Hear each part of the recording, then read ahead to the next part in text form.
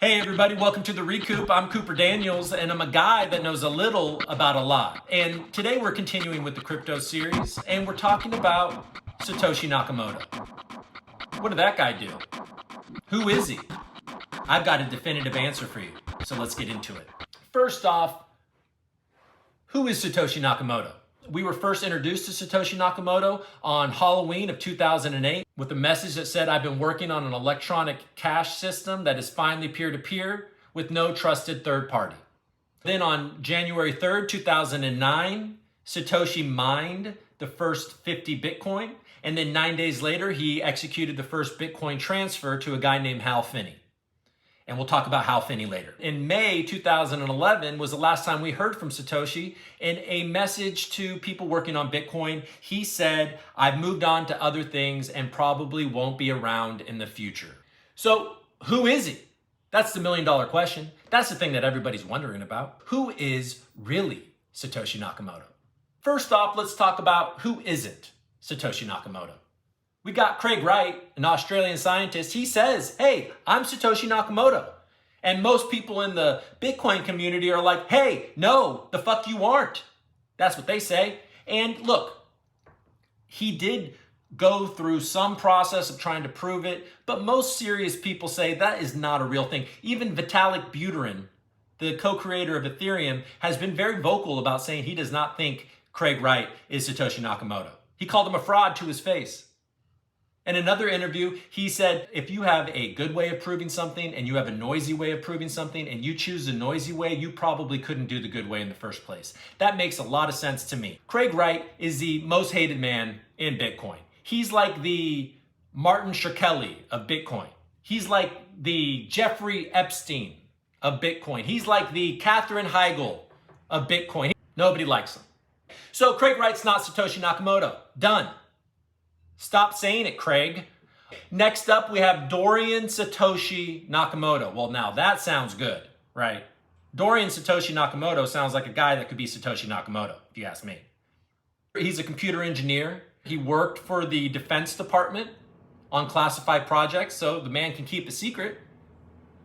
He has denied being Satoshi Nakamoto, but there was some sort of quote that somebody got where it vaguely sounded like he said, I'm no longer involved in it. So there may be some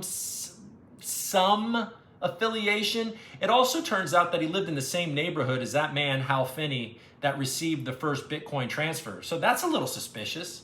That's a little interesting.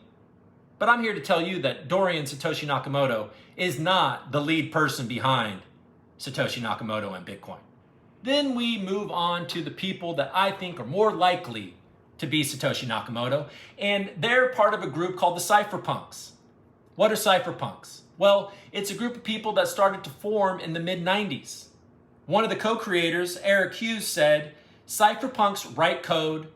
We know that someone has to write software to defend privacy, and we're going to write it.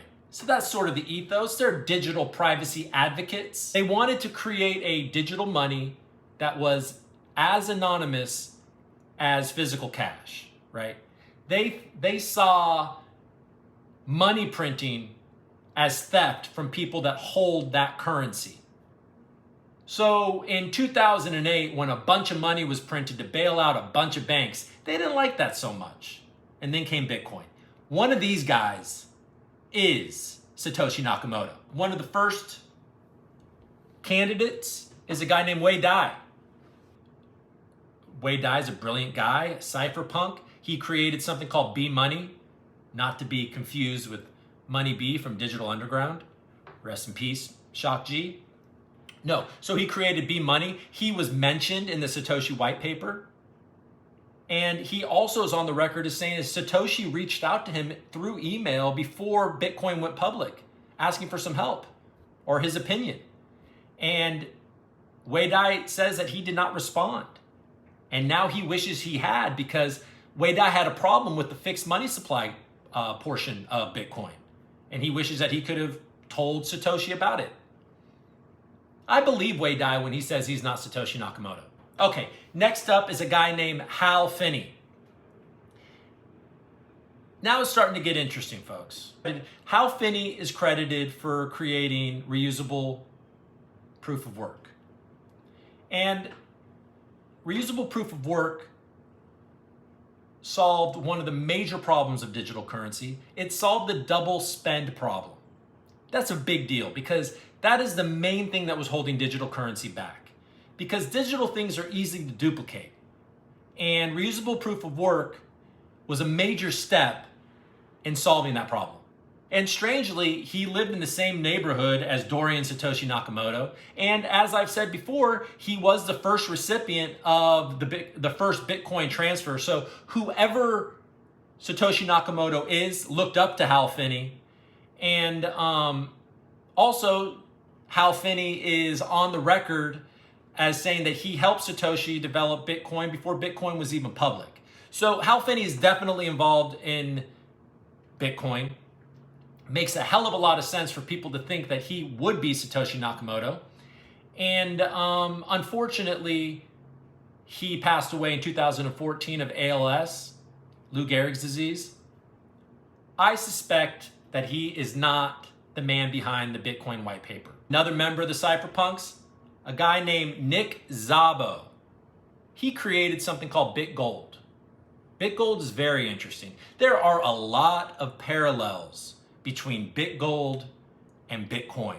One of the differences was there was no fixed supply of BitGold like there are with Bitcoin. Bitcoin has a cap of 21 million coins ever mined. And also what is strange is that BitGold is not mentioned in the Satoshi white paper. That doesn't make any sense because of how similar the two are. In the year leading up to Bitcoin being released, Nick Zaco was very active online talking about digital currency. But suspiciously, when Bitcoin was released, he became silent. He didn't say anything about Bitcoin. That's kind of odd. You would think somebody that created BitGold wasn't named in the white paper, and when Bitcoin came out, you would think, wait a second, Satoshi Nakamoto basically copied much of my work, didn't give me any credit, and now he's just going to stay silent. Another thing is, on Nick Zaco's blog, after the fact, he made the dates for his BitGold posts to be dated after Bitcoin was released, to make it look like he wasn't talking about BitGold before Bitcoin. Now, they can explain that to be like, well, it's one of his better posts, it's one of his more popular posts, and so it's just a common thing for a blog to redate it, to bring it to the top of the blog. I get that, but still kind of odd that he would do that. And then in May 2011, before he kind of fell off a Bitcoin cliff, he stopped talking about Bitcoin for a while, he posted, "Myself, Weidai, and Hal Finney were the only people I know who liked the idea, enough to pursue it to any significant extent until Nakamoto," assuming Nakamoto is not really Finney or Dai. And then after that, of May 2011, he went on a long hiatus, which is kind of odd, because like I mentioned earlier, in May 2011, Satoshi Nakamoto also sent his last message, saying that you probably wouldn't hear from him in the future because he was working on other things. In 2014, some researchers from Aston University, they analyzed writings of all the people that they thought could be Satoshi Nakamoto, with obviously Satoshi Nakamoto's writings. And the lead researcher on that project said that Nick Zaco's writing is uncanny in similarity to Satoshi Nakamoto's. Nick Zaco is also affiliated with Hal Finney, Cypherpunks. They've worked together. They've known each other for many years. Hey, guess what, everybody? Nick Zaco is Satoshi Nakamoto. And he probably developed Bitcoin with Hal Finney. What do you guys think? Do you agree with me? Are you equally convinced as somebody else? Put it in the comments. Let's talk about it. If you have any questions, I'll answer them. And if you like this video, subscribe. All right, thanks for watching. Do your homework.